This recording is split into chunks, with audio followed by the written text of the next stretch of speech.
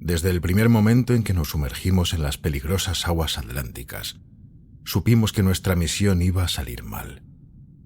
Decenas de hombres apartados con prisas de sus familias durante fechas festivas, entre secretos y con el equipamiento mínimo, hacinados en un cilindro de metal con pretensión de noble transporte marítimo. Lanzados sin más palabra que la orden de obediencia que reclama el ejército a cada miembro. Hasta la preparación más básica nos faltaba. Solo había que observar a los novatos en su primera inmersión, ateridos por mucho más que el frío.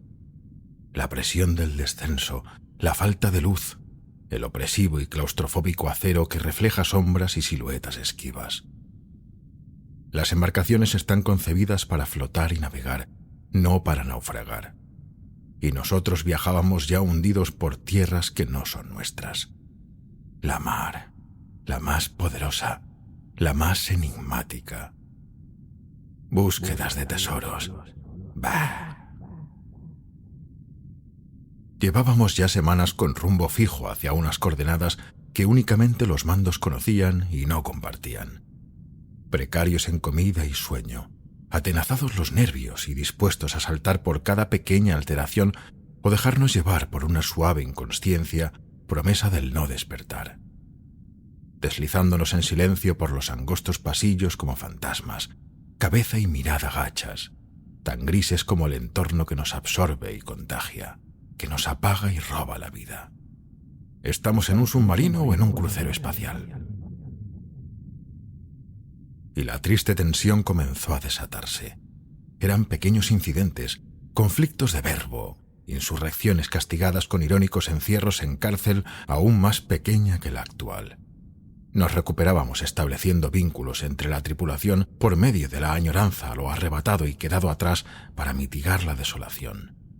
Y seguíamos profundizando, perdiendo el cielo y tornando el azul por el negro, deambulando bajo la raquítica iluminación artificial que titilaba en fallo provocando visiones siniestras. Rechazados incluso por la fauna marina que ya no nos miraba curiosa. Adquirimos un ángulo de 45 grados que amenazaba picado, y todo cambió, a peor.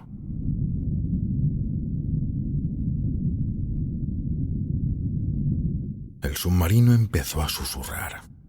Escuchábamos tibias voces desde cuartos que comprobábamos vacíos, que nos acompañaban en nuestras guardias, en nuestro puesto, fuese activo de mantenimiento o pasivo de consola y aparato técnico, que se filtraban desde las pesadillas en aquellos breves duermevelas de los que no disfrutábamos. Vocablos que no podíamos entender, pero que nos provocaban un daño imposible de explicar, dentro, en la mente. Espantosos dolores de cabeza, depresiones graves, desfallecimientos y accidentes, y una latente agresividad contenida, reflejada en la mirada turbia de cada marinero obligado a servicio bajo ojeras crecientes, que odiaba su tarea, a sí mismo y a cuantos le rodeaban, sin ser capaces de comunicarnos para restarle importancia, compartir esos temores y banalizarlos, enfrentarlos en conjunto. Mientras, los oficiales hacían del silencio una norma, ineptos para controlar la situación o mostrar un mínimo de empatía más allá de directrices ladradas sin compasión o comprensión de la moral que apenas sostenía a la maltrecha tropa. Éramos ejércitos oclusivos de una sola persona, preparados para una guerra que no sabíamos por dónde vendría. Esa fue la primera fase.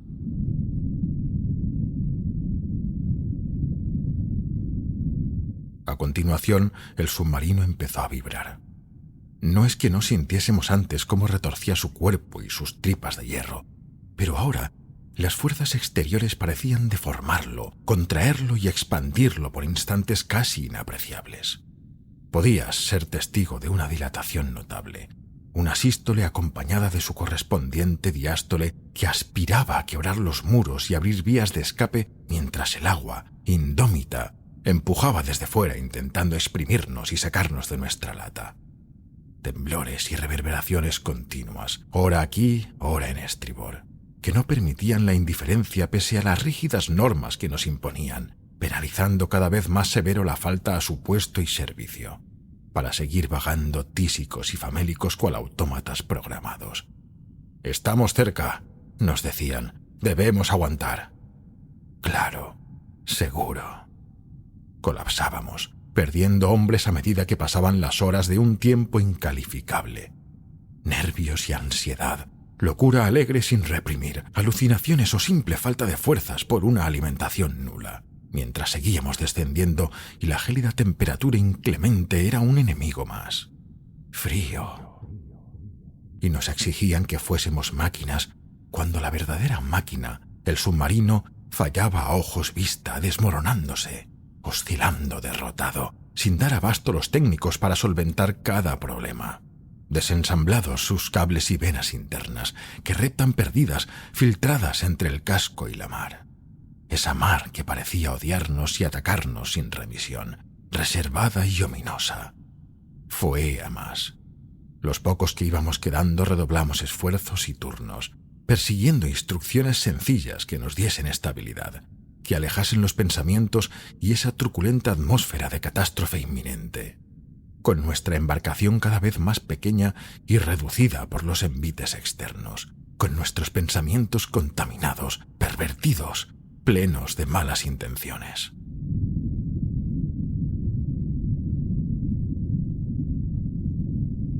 Entonces las paredes comenzaron a transparentarse, sin pauta, al igual que las voces que ya eran parte de cada uno, íntimas, como esas compresiones de un puño gigante apretando y estrujando el buque. Muros que se acercan entre ellos, ancho convirtiéndose en estrecho. Se abría una portilla, desaparecía el suelo y venían ellos, torpedos con formas humanoides y angulosas, directos en ruta de colisión que se esfumaban en el momento antes del impacto. Muñecos informes, sin sonrisa y con dientes, abiertas y sangrando vómito sus tripas sajadas. Seres abisales metamórficos que parecían captar los más recónditos deseos, mutando para imitar los ojos implorantes de nuestros seres queridos, sus expresiones en esos peces con caras cambiantes, en agresión continua, jugando con nosotros hasta que quisieren darnos muerte.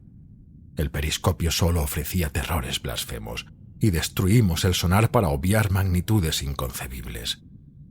¿Qué son? ¿Qué quieren? ¿Qué o quiénes los creó? No podemos luchar, no podemos defendernos. Y tan súbito como se abría ese portal para contemplar a las aberraciones, se clausuraba de nuevo, dejando el miedo de nuestro lado.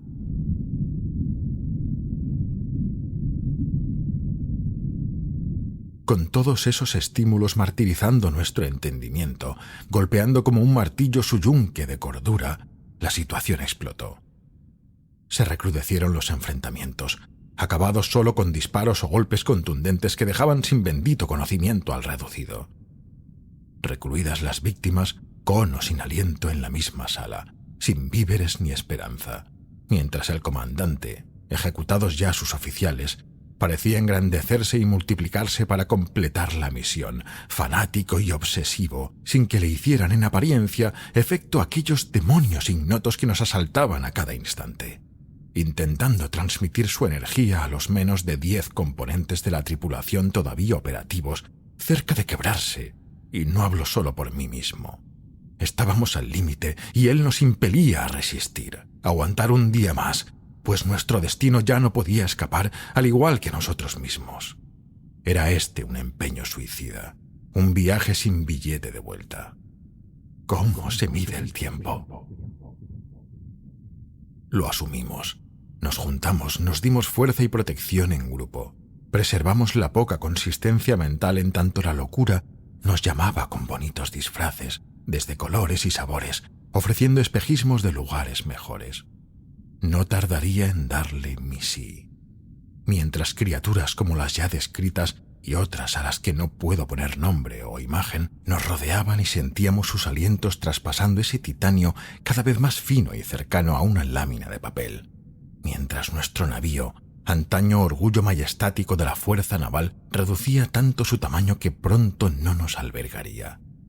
Buceábamos en una cáscara de nuez, mientras habíamos perdidos a los compañeros abandonados y escuchábamos sus gritos cuando fueron disparados por las torpederas, uno tras otro, vivos y muertos. Tubos y tumbas, siempre acompañados por las voces, presentes, susurrando palabras enfermas que se tatuaban en la psique, que nos inducían a macabras ideas y depravaciones inmorales que cumplíamos sonámbulos y despertábamos avergonzados. Con el comandante como ancla y timón, berrando cambios de dirección y profundidad, tan exhausto como eufórico por la proximidad de su tesoro, hasta que nos detuvimos por completo.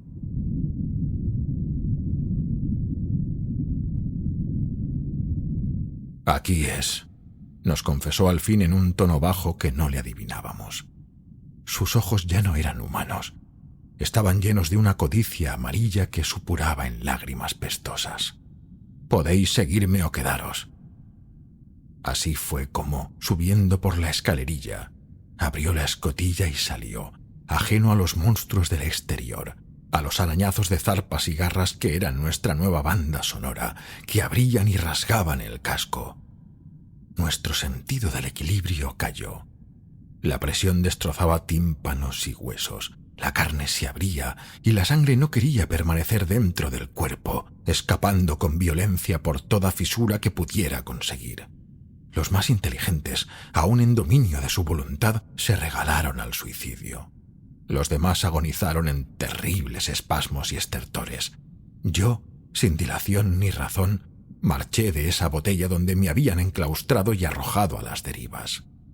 Ignorando el puente, atravesé el acero intangible para mí que se cierra tras mi paso. Las ínfulas de aberrantes seres vivos que se acumulaban alrededor del submarino me abrieron paso desde sus máscaras dantescas, pues así quería concebirlas, como caretas de engendros y quimeras inimaginables.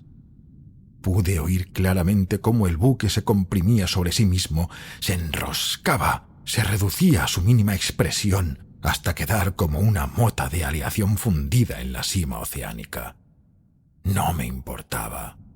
Avancé pisando arena y sedimento que se fusionaban y adornaban mi anatomía, entre las aguas revueltas que apenas me permitían ver unos metros por delante, con el respeto reverencial de los leviatanes que ahora se habían convertido en mi comitiva, fúnebre probablemente. Pude observar al comandante desmembrado en la zona hadal, con algunas de las criaturas todavía alimentándose de su carne. «No fue digno», me murmullaron graznando las voces en mi idioma por una vez. ¿O es que hablaba yo el suyo? Porque pude comprender esos grotescos sonidos que salían de las bocas deformes y amorfas de los seres. Una letanía de fervor y convocatoria, un llamado singular al que yo sentía cada vez más urgencia. Corrí y nadé dejando atrás mi escolta. Avancé en aparente desorden cardinal hasta llegar a la construcción. Apenas una torre, no más grande que nuestros faros, pero que parecía alzarse por encima de la mar y la misma tierra, inscrita con símbolos más antiguos que la civilización ancestral, incólume como pilar primordial, forjada y esculpida desde intrincados diseños que no respetan las leyes físicas, que marean en una visión detenida y detallada, que revuelven y revuelcan lo conocido y establecido. Mi demencia me impulsaba a entrar en tan peculiar refugio que ya sabía como mi último hogar. Accedí sin puertas, siendo su interior un mundo de universos carentes de diversidades, con un agujero negro sostenido entre el aire y la mar, en remolino perpetuo, con una marca prohibida que cerraba su acceso a nuestra dimensión. El universo sueña y late, y también tiene pesadillas. Lo toqué. No pude evitarlo. Lo toqué con una sonrisa perturbada, con mi cuerpo cambiando y adaptándose. Cayó el velo y el veto. Se canceló la maldición que mantenía separadas las realidades y los planos. Quería batallar mi conciencia por mantenerme indemne al último hilo de consciencia y comprensión, preservarme en la individualidad, pelear mi organismo para no ser un recipiente, para evitar mi verdadera naturaleza antinatural y primigenia, contener los últimos vestigios de humanidad que se escapan. Fracasé, y el agujero se abrió cayendo el telón. La nada. Luego, el todo, dando paso a tentáculos y protuberancias abominables e incognoscibles que penetraban mi piel y se unían a los míos propios, apéndices de mi nueva y antigua existencia, abrazándonos en fundición, sumiéndome en el más insondable delirio y agazapado tras el último rincón de mi cerebro. Mientras, desde el lado oscuro del cosmos, ellos retornaban con sus malsanos designios intactos, con sus 1000 ojos y flautas, con sus volúmenes colosales y constituciones desproporcionadas. Estaban de vuelta, y yo había regresado a casa.